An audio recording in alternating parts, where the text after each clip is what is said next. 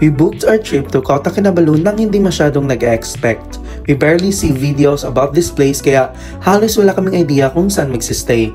So I asked ChatGPT the best area to book our hotel in the city. Nagsabi niya, around Asia City District. And luckily, we got to book the Citytel Express Hotel.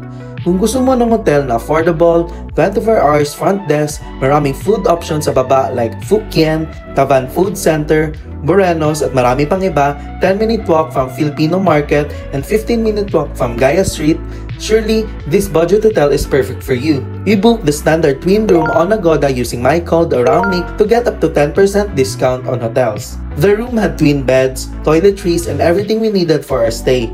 It also has this relaxing view from our window, but the best part for me is the water refilling in every floor. Hindi na namin kailangan pa bumili ng bottled water kaya malaki ang na-save namin. Nagre-refill lang kami ng tubig bago umalis and we're good to go. Honestly, napakalaking factor talaga why we love our Kota Kinabalu trip dahil maganda ang location ng aming hotel. So if ever babalik kami ng KK, we will still book our hotel around this area.